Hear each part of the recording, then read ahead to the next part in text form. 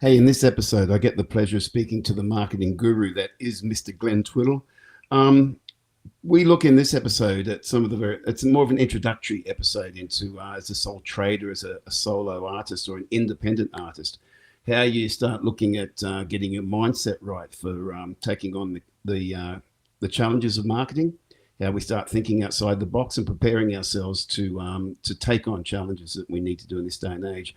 Over the coming weeks, I'm hoping to get Glenn back on more regularly and we'll go into more depth about marketing. The next thing we want to discuss is about brand development for people in the gig economy, for sole traders, basically.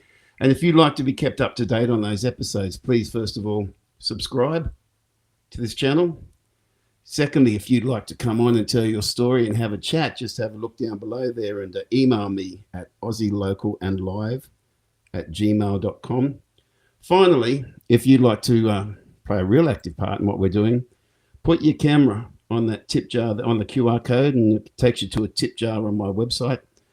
Please feel free to help out. 100% of that money comes to me and the show. So we really appreciate any of that. Anyway, enjoy this episode with Glenn and subscribe so we can let you know when a lot more information is about to come up. Pretty important chat today, and I'm doing it with a guy who's a good friend of mine, someone I highly respect. He's on the other side of Australia, over in Perth, while I'm on the east coast. I'm in Toowoomba actually today, but in the east coast of Australia. And Mr. Glenn Twiddle, mate, it's such a pleasure to be hanging out with you today. Mate, always is, Nick. And how long does it go back? Probably 25 years, 30, maybe. It was a good thing we started when we were 8. When was the Her Majesty's days? That was one of the first regular I used to go see you. What year was it? Her Maj would have been like 88 to probably 91. Early 90s, yeah. Yep. And because I left to go to America in 91, and I remember we had a send-off gig for me from Her Majesty's crew there. That was the first place we met. Wow. Yeah, it was. Yeah. So, and then I'd follow you around to wherever you were. And I remember, I covered a few of those songs off Poetry and Beer. Was that now, which album did you go to America to record? I did Poetry and Beer over there. No, I did Poetry and Beer over there. So I went over there, did that. Then I came back and I played for Her Maj a bit when I came back, but it had kind of changed a bit by that time. And, but I was still playing everywhere else around the town. And mate, you, of course, were playing and you had your band, The Hardways. And, that was a few years later, inspired by being a fan of you. It was really you and Owen Gray, the piano version of Nick. Yeah. So, we're in the mood for sitting around a piano bar and drinking until our bloody guts were ridiculously full on dollar pots. Dollar beers, everyone. That dates us. And so Owen was our piano guy over at the Criterion, was it the Criterion? Yeah. I think it was the Criterion. And then there was you. And sometimes we'd double bang it. We'd do 3 hours of Owen starting from 6 till maybe 9, and then go see 2 or 3 hours of you down at Her Majesty's. Mate, they were the days when there were gigs everywhere and we had a lot of fun. It was really good. But mate, of course, one of your other claim to fame was when you did your album with the band. You had the opening announcement by a guy called George Carlin, a comedian. You got him to do the opening thing, mate. Yeah. Having George Carlin or Bill Hicks open up your album has to be the greatest thing ever. Brother, yeah. Well, there was a comedian, because over here in Australia, he wasn't, and really still isn't, as iconic in the general populace as he is in America. In America, he is literally up there as one of the greatest comics of all time. Up there, he's normally top 2 with Richard Pryor. Like Richard Pryor and Carlin are often 1 and 2. And but over here, he's sort of just known as Bill and Ted's guy, Rufus, in the Bill and Ted movies, who gives them the phone booth. But I was a giant fan of his comedy. Yeah. Well, I loved him. I only found Bill Hicks later, but listening to Bill Hicks talking in that same time about what was happening with the first Gulf War and what was all the politics behind it. I mean, we've got Chappelle these days, who I think is great at that, but we really do miss having a Carlin or a Hicks who could be talking about our political world in the same way these days. And of course, we've lost both of them. We lost Hicks very young, but Carlin was great. But mate, so just touching on that, because this sets up a bit of your story too. How did you get him to record that intro for you? Yeah, so actually, let me just share my screen and see if the visual, because I popped a few of the visual resources to maybe help your guys, learn what we need to learn. Now, which screen? There you go. I'll try this screen, see if this works. Okay, I've got to edit. So, People just forgive us a bit. I'm a technical moron, and we're working these things out together. But see if we got it. There we go. So there's me as a bit of a young whippersnapper with the great man George Carlin, wow. And that was backstage at a venue over in Vegas, and we went to see a few gigs, but I'd always wanted to see George live, loved him, right? So we did tack on a few other gigs that we saw on this trip. But I told the truth when I called I think it was Bally's, was one of those casinos, and and George has a residency there when he's preparing for, or had, may he rest in peace, he'd have a residency there in Vegas where he would hone his act in front of audiences and then really get paid to rehearse. So he would get his act ready, and then when it was ready, he would do a HBO special, and then he'd ditch that material and get new material, and that was his cycle. So I went to one of his gigs, and he was staying at the hotel, as you can imagine when you've got a residency. So I was put through to a voicemail, and I told him, I said, look, thanks, I've come over from Australia, specifically to see George perform and blah, blah, blah. So I just flattered him. It was a nice compliment. And whoever it was managed to, it was either his voicemail and they put me through, or it was someone else's and they played it for him or whatever. So anyway, I got back to my hotel room, and on my voicemail, and this is in the 90s, so this is going back, there were no phones, there were no text messages and all of that. But there was a voicemail on my hotel answering machine from George saying, hey, Glenn, I'm really gracious and grateful. And he said, I've organized you front row seats, which we already had. And I remember seeing the 2 seats he was offering to gift me for free were next to the 2 that we already had bought. So, because there were 2 empty seats there, and they were the 2. Yeah. So, and he said, and after the show, Glenn, I'm going to have because I can't impersonate. After the show, Glenn, I can't do impersonation, but he sends a security card down, takes us upstairs, and we spent maybe an hour with him backstage, because it was just because now maybe he would have cut that short to 5 minutes if I was a dickhead, but we got on great. And he was telling me how he really doesn't like people in groups any bigger than 2 or 3. As soon as you get a crowd, that's when he was intolerant. But so we just hung out and talking, and this was the clincher that got him to do the intro to the album. And I didn't even know we were talking about Australian comedy, and he goes, who's that guy you got over there? Right now, what's the rating on this, Nick? Is it PG? Is it G? Is it M? Where are we at? Whatever, mate. It's right. Okay, so because I'm quoting the great man, and he was talking about he said, who's that guy over there? Rodney Rude. He sings that song, Hey, Santa Claus, you cunt. Right. And so I had to correct him and I told him the story of Rodney Rude and what Rude's like. Told him the story of Kevin Bloody Wilson, and that's the Hey Santa Claus You Can't one. And he was captivated by telling the story of those 2 Aussie icons.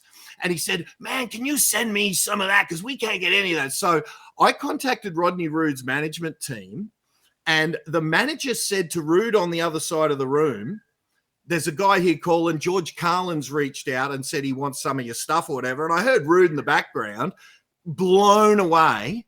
And so Rude's people, they sent me a big box of everything Rodney had ever done, every CD, everything. And I tried the same thing with Kevin Bloody Wilson's people, and I couldn't find them. So I just bought a couple of Kevin Bloody Wilson albums, including the Return of the Yobbo that had Hey Santa Claus You Can't on it, and all his other classic stuff. So I sent this big pack of stuff over to George, and he was so appreciative. He was so appreciative. He was thanking me. We were swapping emails for a period of time. And here's a principle, and this is a really good principle that I didn't even realize I was applying when I did this, but I have learnt it when I've been in subsequent years learning about persuasion, learning about asking for things. And it seems, and this is the theory that I unconsciously applied to George. After someone thanks you for something, and the more grateful and genuine you are, the more likely it is to have the power required. But even if they're just saying, hey, thanks, mate, if they're thanking you for something and expressing gratitude, any request that is reasonable made in that little period of time after someone thanks you, virtually any reasonable request will be complied with. Right. So, because there's a moment of power that after you say thanks, what you don't want to do is say, oh, shucks, it was nothing. I would have done it for everyone.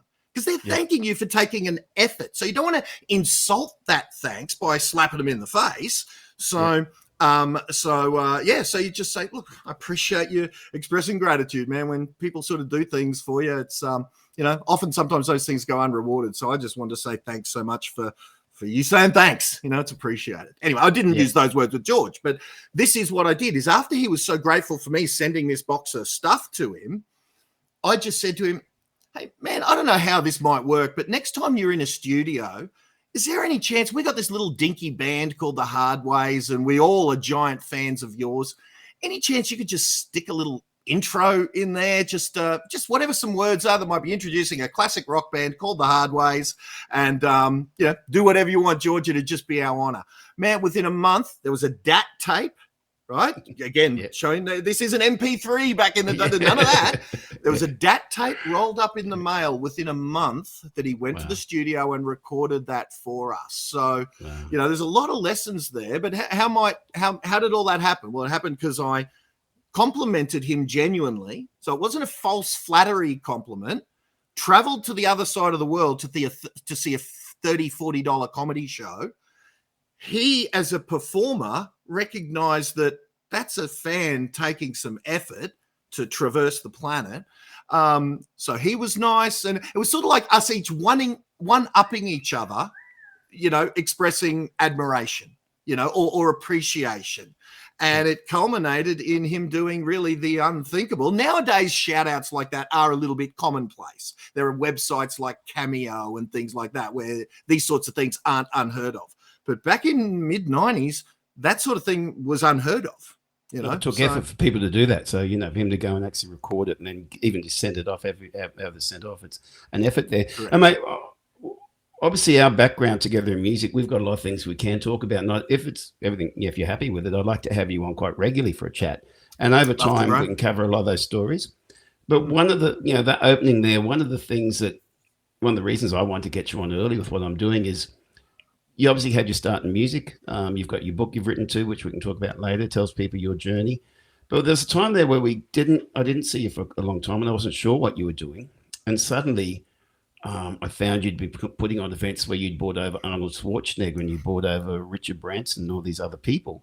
And you had become a very leading person in training real estate agents in how to brand themselves and how to market themselves.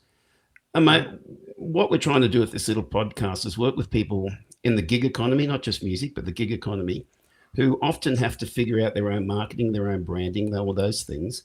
And the chance to get to hear some of your thoughts and experiences that you've learned since then that maybe you would have implemented back in your younger days when you're a musician, but you've gone on to be able to teach this to other people. If it's possible to tap into your knowledge and just hear some of those things from people, that's what I'd like to get into a bit today. So I'll leave you to tell the story, but that gap we had, and I suddenly heard you were hanging out at Arnie Schwarzenegger's house and all that stuff, mate. It's just like, what's Glenn doing? Well, it's I suppose a bit of a dream come true, but it's not that far an extension from what we just talked about with George. When you have a crack at something, and you never know what happens if you do ask with the right intent, the right attitude, complete lack of assumption that anything good's going to happen. Because I didn't assume by me sending that stuff to Carlin that anything good was going to happen as a result of that. I didn't know. I just, and I would have bought it if Rodney hadn't have sent me all his stuff. It might have cost me $50 or something for 3 Kevin Bloody Wilson CDs and then maybe another $50 to send it. So, but it could have been $100 gone for nothing and a day of running around trying to find all the best albums and stuff. So you got to risk if you're going to play in that sort of game. The risk was that nothing happened as a result of that. And you got to be happy with that. Nothing happened with that, and certainly the Arnold thing started as a, we can talk about the principles as to what I was trying to do and how that does definitely relate to music.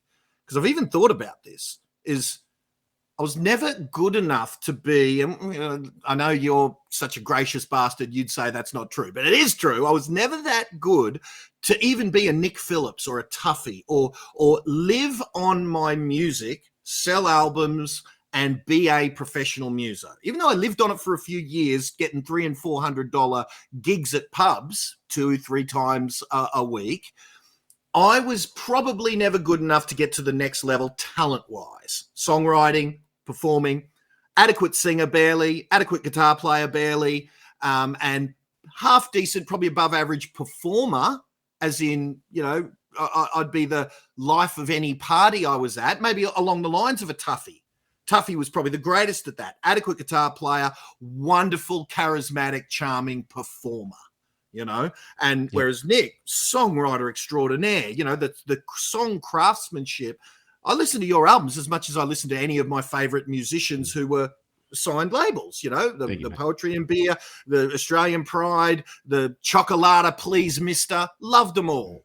Someone to Be Kind To, one of my favorite songs ever, so we all had our things that we could do. And mine was my secret to performance mediocrity, if you will, was have more fun than the audience has, and they're going to have a pretty good time, and the publican's going to invite you back, let's hope.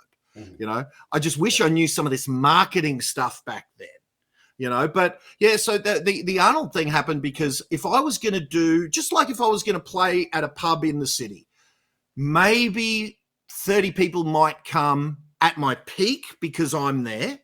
And that's at my peak. Normally, if I'd go to a pub, I'd never be at a pub with enough the City View Hotel out at Ipswich. I was there a fair bit, and yeah, maybe 20 or 30 people would come when they knew we were coming, right? Mm-hmm. Yep. If I wanted to play to 800, I had to get the support gig for the choir boys, which we did. We supported them too with the choir boys. So here I am playing in front of an audience of 800.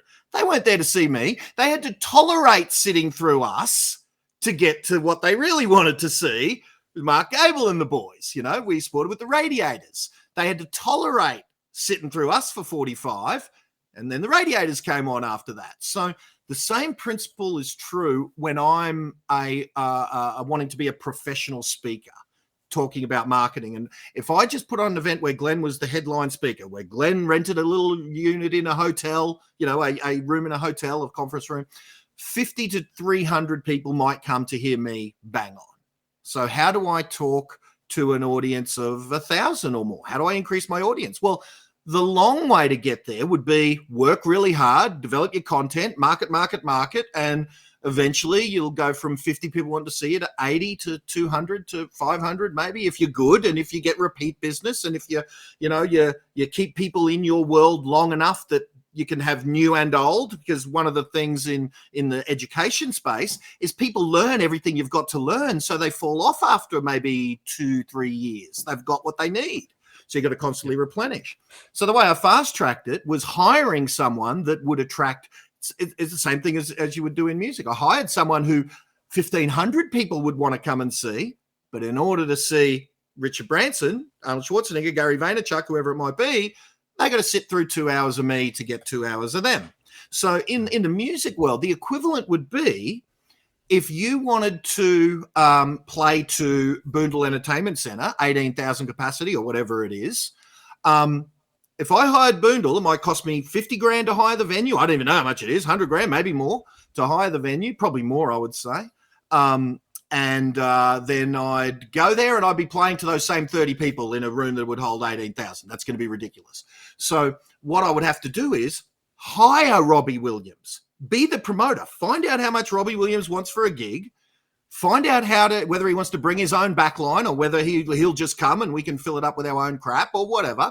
Like, bring in Bon Jovi, bring in Huey Lewis, bring in the right headliner that your music would fit with you as the support gig. You're the promoter and there's 18,000 there to see Huey Lewis, but in order to get to Huey, they're going to sit through 45 minutes of you. And so now every musician that is talking to you, Nick, is going to say, well, that's freaking lunacy. Who the hell's going to do that? Who could afford to do that? And I grant you that's absolutely the case. But that's the way to fast track it. And if you can break even on the gig, which is all I did when I hired the Schwarzeneggers and these high-profile people, I'm just aiming for break even as a milestone, right? Because profit is out the window when you've got to pay your headliner basically all of the profit. Those guys who can profitably tour musos and risk losing their dough, those dainties and those folks, hat off to them. Because sometimes they'll put on the muso and it won't work and they'll lose dough significantly. And then they might get one that hits it out of the park or whatever. But it is a crapshoot, So I took the crapshoot in order to do. Look, but I did my numbers, and but I invested every penny I had to do that first big headlining one with Arnold. A whole bunch of pennies I didn't have. I called up every student I had, and I said, hey, that money you pay me on a monthly basis to kind of coach you in marketing and all that, I need a decade in advance because you're not going to believe what I've done, And so I literally called all my clients, and I got some 5-figure checks from some of my clients. Like I almost rang it up joking just to tell them what I'd gone and done. But I was doing that thing where you jokingly ask in case the answer's yes. Like if you're hitting on a chick that's way out of your league and you sort of say, well, why don't we just go home together then? And you say it jokingly so that, you can get rejected without it crushing your soul. So that's what I did with a bunch of my students, and a few of them chipped in and helped me make it happen. Because, when you've got an event that costs you north of $500,000 for a 2-day event, and all the expenses need to be paid up front, and all the revenue gets derived at ticket sales, but at the event in terms of merchandise sales and all of that sort of stuff, then boy, oh boy, I needed some, mortgage the house and put every penny, hundreds of thousands of dollars of every penny I had ever earned. It's like I was playing poker, Nick, and with every penny I'd ever earned in my life and a whole bunch of pennies that other people had ever earned in their lives, and I pushed all the chips and went all in and broke even on the thing. I mean, I guess if I can just pull that into a bit of perspective from an outsider looking in, obviously, as you say, to most musicians, they'd go, well, who can hire Boondle and who can do that type of thing. But I think that the core line of your message there is that was a punt you decided to take, and I can see it would make sense in what you were doing with attracting the type of people you wanted. But you also had to overcome the fear of doing it, and you had to overcome a way to manage the stress and not give yourself a plan B. It was like, yeah, no, I didn't overcome the stress, Nick. I felt it all. Right. Yeah. But you made it through it. Yeah. And I guess in relative terms, as people look at their own careers and what they're doing, the message there is don't be afraid to take on something. Now, sure, you've got to do risk management. You've got to figure out what is survivable for you and what you can do. But just because something's challenging doesn't mean you have to take the easy way, because taking the easy way, you'll probably just stay where you are. You can find a way to step outside the zone and actually do something challenging and be brave enough to do it. That's when some real doors can open up. Is that a good summary? Well, it definitely. And I suppose, because I tell the high profile thing, like Schwarzenegger was my childhood hero. So, and what I'll do, mate, and you can edit this in, I'll send you some slides that has the visuals that you can insert in.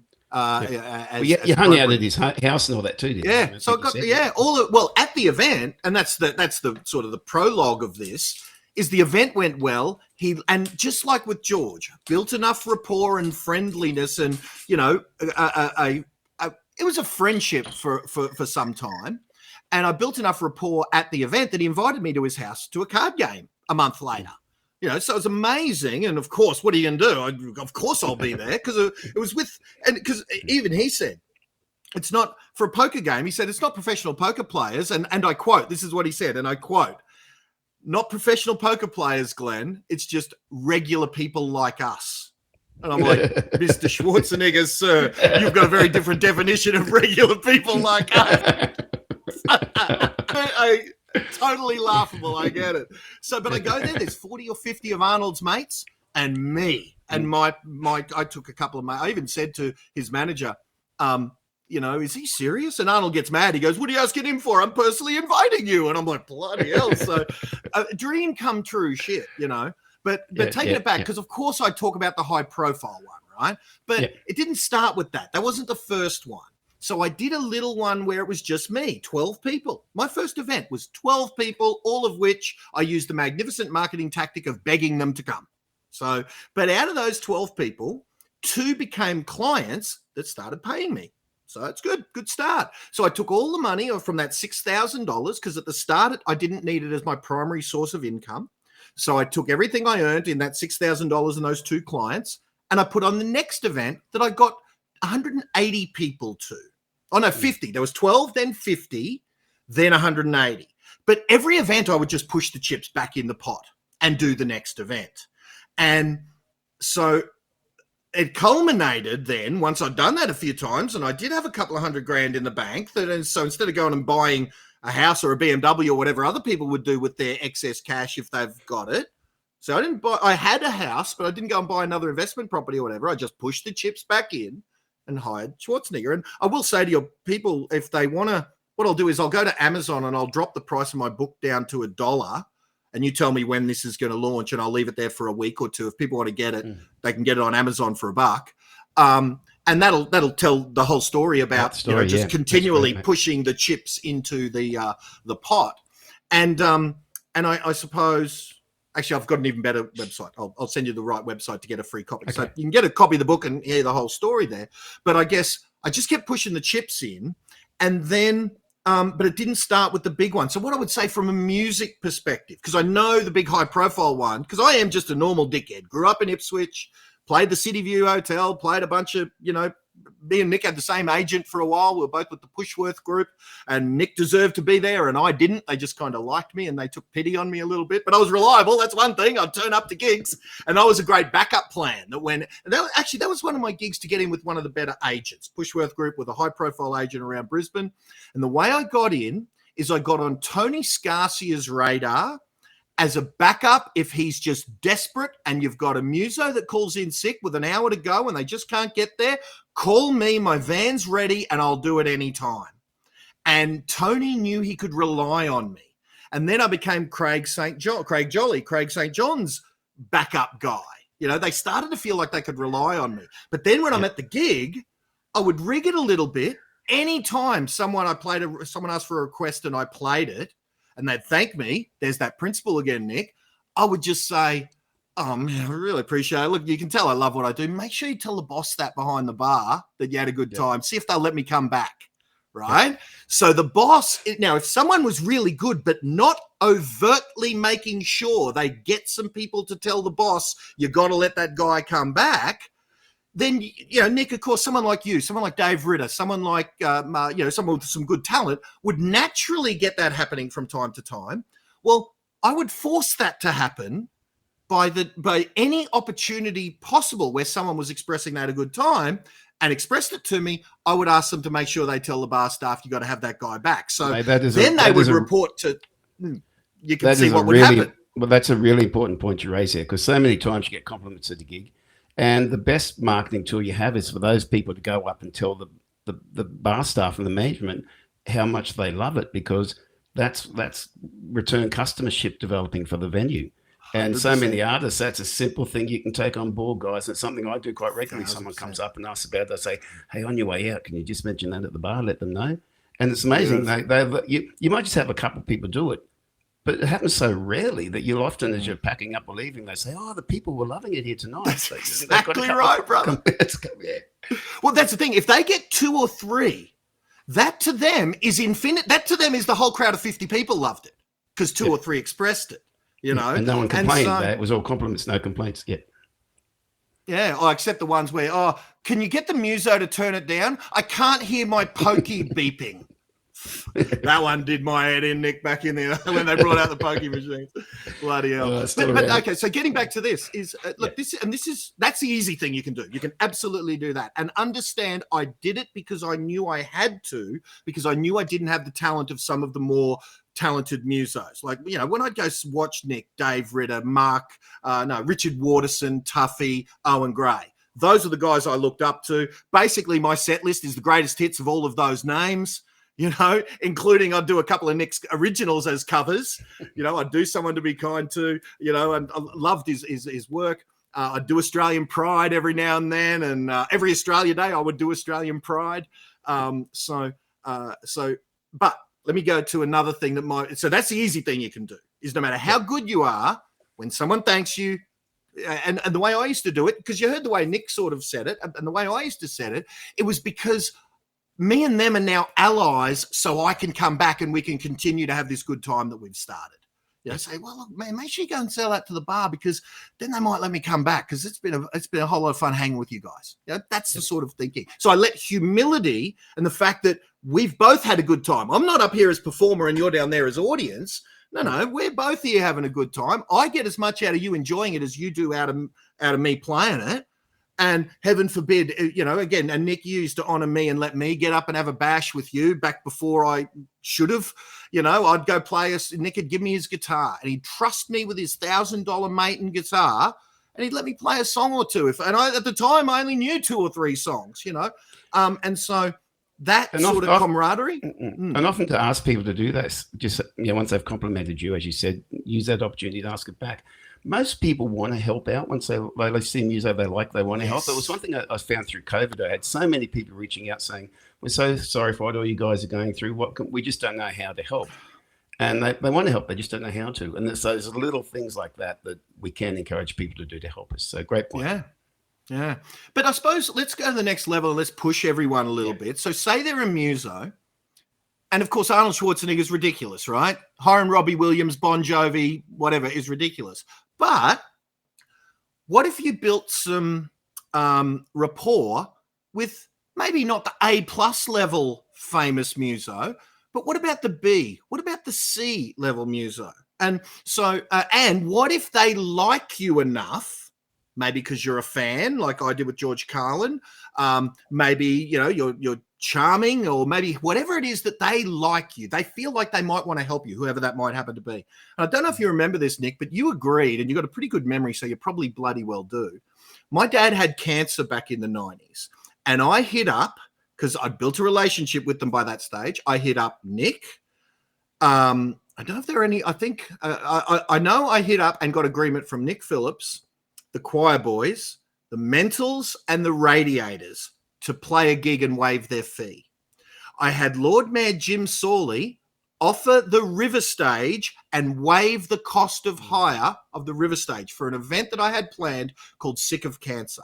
Now, at that time, Nick, I had no idea how to do an event or a gig. I had no idea how to do anything. I didn't even know that you could do backline hire and just, so people could bring in a Marshall stack and drum. I knew none of this. All I knew was how to lug in my PA, and I was going to figure out the rest on the way. And Nick agreed, and as to did those Aussie icons, understand, Mental as Anything, Choir Boys, Radiators, good soul. Oh, Phil Emmanuel was the 4th. That's right. So it was those 4 that had sort of, let's say, Phil was probably about, because Nick, you were probably up in Phil, in that kind of C-level famous musician. Oh, he was above me. He was above me, mate. But yeah, but that was the lineup, and all had agreed to play for free for this Sick of Cancer gig. And the reason it didn't end up happening is I just bit off more than I could chew, and I had no idea even how to get insurances. And when the insurance bill came and it was like some insane amount of money, it never ended up happening. But what did happen is the agreement from the talent. So what if you could hire, because I remember, so Shannon Knoll, for example, and I don't want to speak out of turn, off the rack, Shannon with his full band was $25,000 for a full gig. So heaven forbid, what if you could get a Shannon Knoll-esque muso, and that's what the full band, I think, for a full band it was 25 for a full gig. And so that means, and Shannon was, I think, 15 for an acoustic 3-piece, and he sounds great with the acoustic 3-piece, and that's what I ended up hiring 2 or 3 times. One of those times was for a client of mine, and the 3rd time I hired him, I had George St. Pierre, the UFC legend, speaking at my gig, and Shannon wanted to meet him. So Shannon did me a deal. He played the after party for, let's just say, a 4-figure sum that was far less than it should have been. And in fact, it wasn't even the high end of 4 figures either. For him to play that acoustic 3-piece, I'm telling you, man, I should have had a balaclava on when I paid him that money, because it was too low. It was way too low to have Shannon Knoll there. And he did a little speech at the gig. It was back at that time. Remember when they threw some shit and he sort of got a bit of publicity because someone threw a full can at his head and scared the shit out of him, and he kind of it was around then, and I was the first interview after that at my event. So it was really well received. He brought the house down at the gig, and it cost me next to nothing. So the small version of that Arnold Schwarzenegger principle is, now, first off, you got to be good, right? Because here's the thing. If you do if I'd have done that Arnold Schwarzenegger thing and I didn't know that I had a good speech that would add value to an audience if only they would come, then, because the only payoff you're going to get, all the profit, and you're going to have to pay for, say you hired a Shannon Knoll for $15,000 with his acoustic 3-piece. Now, you want to have a headliner that matches you. And of course, Shannon does, classic rock style, plays moving pictures and sounds like Bryan Adams. Perfect fit for me. So if I hired Shannon Knoll, sell tickets for $40 or whatever they're charging for a gig with a name Aussie performer now. 200 people come at $40. That's $8,000. Basically, $8,000 is going to maybe pay for Shannon and his backline, perhaps, and then you get the support gig. You don't make any profit. It all goes to paying for the venue, paying for the backline, paying for the front of house guy, and paying Shannon.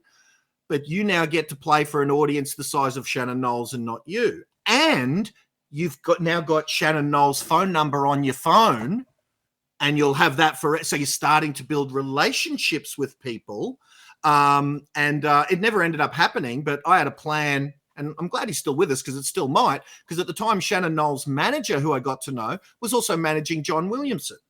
So, I had a plan to do something with the great man, the emu, who you even sung about in Australian Pride.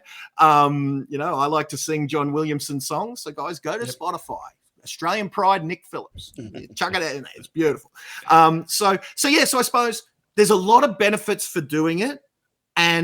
But if you want to fast track, and like my book's called Punching Above Your Weight.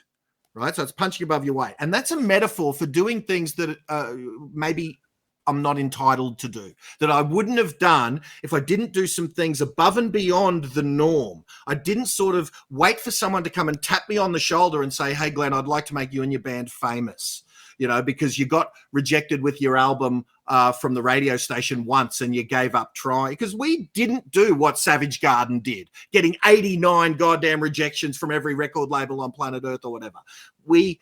So what I'm sort of saying is I shortcutted the system in many ways in my speaking career, which is wonderful because I was willing to do it in a kind of a roundabout way. So if you've got the chops and you've got a muso that you are in the style of, well, the first thing to do is find out how much they are for a gig.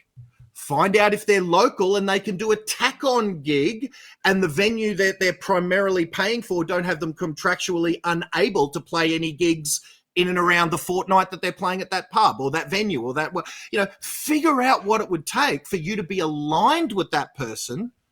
And heaven forbid if you're good enough, because I remember when the Choir Boys, they dragged us backstage and they were talking to us about our music. They were listening to our stuff. They were saying, hey, that second to last song you played, what was that one? And it was a cover. It was called Spend the Night by a band called Cheetah. And Mark Gable recognized it. He was asking us about it. I goes, I knew that from somewhere. And then we were talking about that. And he was telling us, you should play that first song you did last because it's a better closer than that. They were actually listening to us. What the hell? So if you've got some chops, heaven forbid, that investment that you made, you just never know what good shit's going to happen as a result. Maybe even to putting a little twist on it, because obviously one thing you had when you were doing this by this stage, or in a bit further into your career, you did have a clientele base through what you were doing with your training and with that. So you did have companies who, when you got to the big guys, could put in basically sponsorship packages and things like that. That was the weakest part of my business. But you're right, though, Nick. You should have that. That was my weakest. I couldn't get corporates to pay shit, man. But even if artists haven't got that, maybe even thinking laterally and say, okay, what else are you involved with in your life? Or maybe you're a member of a football club, or maybe a member of some other sporting club. And you could pitch the idea to them of putting on some type of event with mid-level artists. They'd go, oh, we don't know how to do that. It's too hard. And you say, well, I'll do the legwork for you. I'll find out how much they are, how we book it. I'll find out what insurance is. If you could then come back and I come back to you and we help market properly to the members of the club and put that together, maybe thinking laterally in those ways are ways that people who haven't got the money or the market base to do it could find ways to do that. That's really clever. Still taking the same principle. Yeah. That's real smart. Use someone else's money to bankroll it. That's real smart. And actually that alludes to something else. Yeah. Actually, because it reminds me later on in my real estate training career, same principle. How does a real estate agent who's universally despised by the public, he put on a bull ride in his local community because he loves the bull rides or whatever. And he talked with the local pub and they actually got Pseudo Echo to be the band. So the pub did exactly what you're saying. Jesse James out at Redland Bay did all the legwork and he got Pseudo Echo attached to his brand, and he didn't even pay it because it was his event. But the pub was where the after party was. So he was able to put on all his promotion and special guest at our event, our bull ride, Pseudo Echo. So yeah, it's a good call. Someone else's money. If I could just expand that thought a little bit too, I'm just trying to think practically what other artists might be thinking at this point in time. One of the things that a lot of local clubs and that don't know how to do is social media marketing. They don't know how to do it. Most musicians have a bit of an idea of what they need to do. But if they could also come together with a bit of a solution for how they market this event for the club, mate, I know this is an area, and I don't want to take you off where you're speaking at the moment, but just as I know it's an area that you're very heavily involved with. What, as an artist, do we need to be looking at to educate ourselves better on how to do that? So we go to the club, we've got a gig, we've got this idea, we're going to reach out to the agents, everyone else, find out what the prices are, put that together, that cost, go back to the venue, say, here's what it's going to be, can we market that to our club? Where do we then start educating ourselves to be better than the club is in how to market that for them? Yeah, it's a really good point. And let me sort of, okay, so here's the end game you're chasing. And let me pay Nick a compliment. And I know he hates him, but he deserves it. Nick was the first person I ever saw do this in the music industry. Is he went, and I didn't know this at the time, because if I was Nick with the benefit of hindsight, I would have demanded that music shop donated the guitar, because they gave Nick a guitar at cost, a good quality Maton. Type of guitar that I ended up buying, beautiful guitar, classic Aussie, best acoustic in the world, at least in my opinion. Some people say it's Martin or Ovation. For me, it's Maton every day. Love them. And Nick gave one away every X amount of time, whether that's every quarter or every 6 months or whatever. Yeah. And in order to win the guitar, guess what you had to do? Name, email address, and nowadays you would probably say mobile phone number, and build yourself a list. And even though you can build yourself a following on the TikToks and or the Instagrams, and this depends on your demo. If you're me and Nick's age, you should be marketing on Facebook really, and Facebook alone, because you're playing to the 35 to 60-year-olds who want to hear AC/DC, Creedence, Queen, Copperhead Road, blah, blah, blah, right? That's the 40-year-olds. If you're playing the Lady Gaga set, you might be playing the TikToks and the Snapchats, and that might be your platforms. Or you might kind of get someone who's very well-rounded and be on all of them, but know that if you're playing contemporary young person's music, you're going to be the TikTokers, and if you're playing Cat Stevens, you're going to be Facebook, but you pick your media. But what I'm sort of saying is you don't want to only have your audience, because imagine if you built up a MySpace following. Well, guess what happened to that? It was every effort that people took to build a MySpace following ended up being worthless because the platform went away. So these platforms, there is no guarantee they're staying. And if your success is built up in any one of these platforms, like these TikTok influencers, they were that close when there was talk about banning the platform completely. They were that close to all of their money just drying up, gone. So even if you've got a following in there, you want to incentivize building a database and a list that now you can talk directly to your people, directly through email, through SMS, or whatever. And Nick, you were 30 plus years ahead of your time, because you were doing this in the 90s. It also was a little bit different back then. I have to say easier in one sense, but harder in another. It was a bit more like, we were driving cars that people could fix at home, where now things are much more technical. But back then, you could do a gig. I would push my mailing list and get people's names. And, you'd have a couple of thousand people on your mailing list. And then when it came to mail out, you literally had to print out those pieces of paper, spend 2 days stuffing them in envelopes, pay for every did you have a physical mail? You had a physical mailing list. I didn't realize that. Yeah. Wow. Yeah, once a then email came along in the mid-90s. Yeah, and then you would have converted to email, wouldn't you? Physically do it, spend a couple of days do it, spend that money on the mail. And it was actually a unique, people would love, they said, going to the mailbox and getting their letter and finding out what was happening, because we had a few, like Her Majesty's, I put together a thing called the Mobile Party Unit, which was a club we had there, and we had different clubs and things. And it was, once you had people on that physical list, they stayed there and they tended to tell their friends about it back in those days. I try really hard these days to do the same type of principles, but I find it so much harder to engage people, because back then they'd get their mail and then they'd get it and they put it on the fridge and that was there. Now emails come and go so fast, posts come and go so fast. To get people's attention and get them to actively engage like they did back then, I'm just finding so much more challenging. Oh, it absolutely is. And one of the challenges we've got, Nick, is you and my music taste has really stayed where it is. So the market we would be marketing to in a musical sense, if I was still, and I still dabble every now and then and do the odd gig. I've probably done 6 in the last 20 years. But, the problem is we're marketing to an audience that are no longer 24 years old with nothing to do on a Thursday, Friday, Saturday night than say, where's Owen playing tonight? Where's Nick Phillips playing tomorrow? We're dealing with an audience that only might go out to a music gig once a quarter, maybe. It is a challenge for the younger artists coming through as well. Like I talked to my son and everything. Well, definitely. And I suppose with the younger artists, they've got to crack that code where they do get the Tyler, the Creator. They do get, because there's some artists that they're just, even when Bruno Mars does that auto-tune stuff, and I think this guy's got a beautiful voice. Why is he ruining it and sounding like all these other auto-tune wank? Like it's horrific. So, finding a way to crack through so you can have some success and get that viral success. But if you were going to go grassroots like we're talking, then you've just got to find the way to do it and have them feel like you did, like we were part of Nick's kind of gang almost. You know what I mean? Like, as you say, they felt so, because they have never gotten a letter in the mail from one of their musos, from one of the people they follow. And so what would be the equivalent of how to engage one of Harry's fans, and in what way would Harry make that fan of Harry's music, that 20-year-old muso's music, how does he get the same sensation of going, Nick's my man, Harry's my man, I'm going to A, go to the gig, and B, I'm going to take some friends because they're going to love it when Harry at the gig pulls me up to play those 2 songs that I know, and then I look great in front of my friends. All of those little things are going to add up to it. And I think the principles are still the same. The main thing that's changed is, yes, an attention-starved crowd. So instead of doing a demo CD that you sell at the end of the night, it's Spotify tracks that pay a third of a cent if someone listens to it, or shorts on YouTube. And, so the media, of course, is different. But I think the principles of enrolling people into your world would be the same.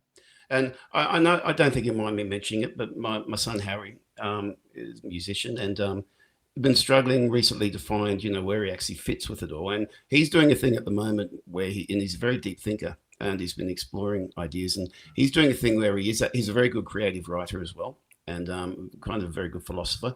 And he's starting to do writings on Substack, where he'll also be including, doing his demos, doing his writing, and trying to create that relationship, which is exactly funny, similar to what I was doing way back then. Now, I'm just looking at from a point of view of any artist out there trying to figure this stuff out and pulling together some of the pieces you said. And when I said about that idea about going to a club of some type and working with them, there's probably things around your life that you don't realize give you access to groups of people without having to go through the tsunami of getting through, always just the Facebook posts or the Instagram posts.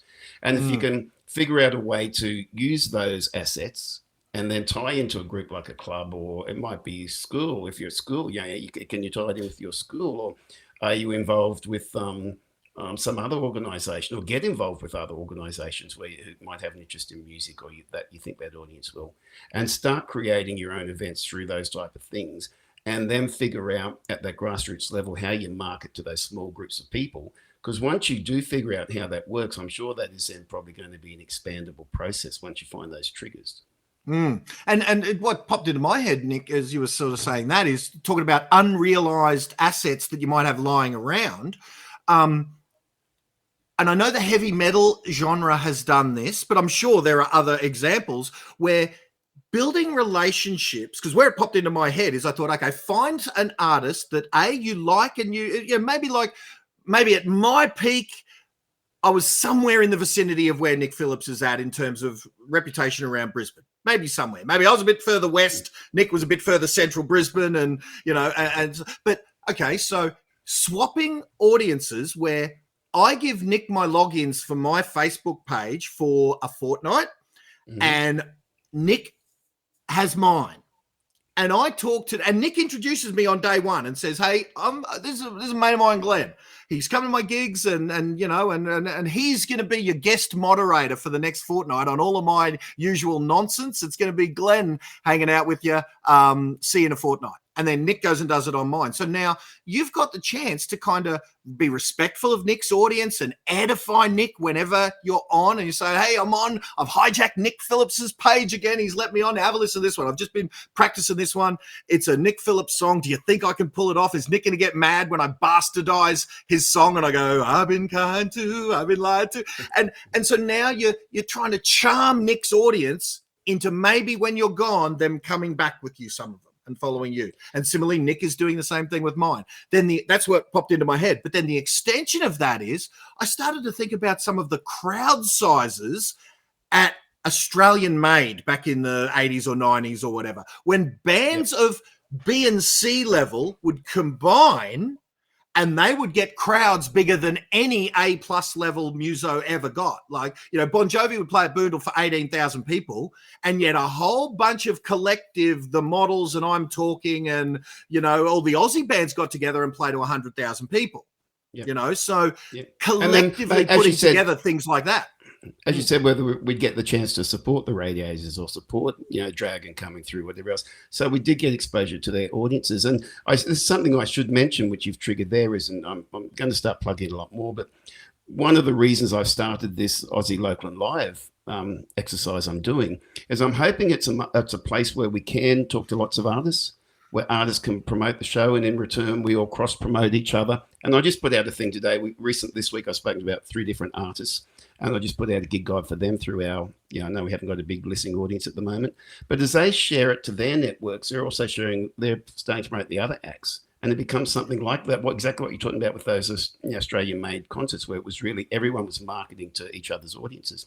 I'm hoping, as well as getting to speak to people like yourself and others who can give us knowledge and experience in how to grow our industry, we can also use this platform to cross-promote a lot of artists. So that's what I am. That's one of the things. If you're listening out there to this and you have a story to tell, it doesn't have to be a big story, but you've got your act, you've got your craft, and you'd love to come on and tell your story, please message me. Just email me at aussielocallandlive@gmail.com, and I'll get you on to have a chat. And that's what this is all about.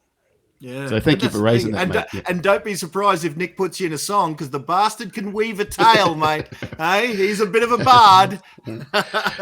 Mate, I don't know how much else you want to. You've got, like I said, I'd like to have you back regularly, and I don't think that we can cover everything in one chat. But I think, of course, you've opened up some. Yeah. You've opened up some great thinking for me there. I really appreciate that, and revived some, especially thinking back of the things we used to do and how we can find new ways of doing that. And I'm personally going to start thinking about that idea that you were talking about with, you know, going to a club and seeing how we can do that type of stuff together. Yeah. And I'm hoping and you've got contacts now, Nick. Now that you're sort of, you know, got a few more years, you can call in some favors from some management who people who know people, so you can get to them. Yeah. Exactly. I mean, too many artists, I have to say, they sit back and they wait for the agent to give them the gig and think everything's going to happen from that.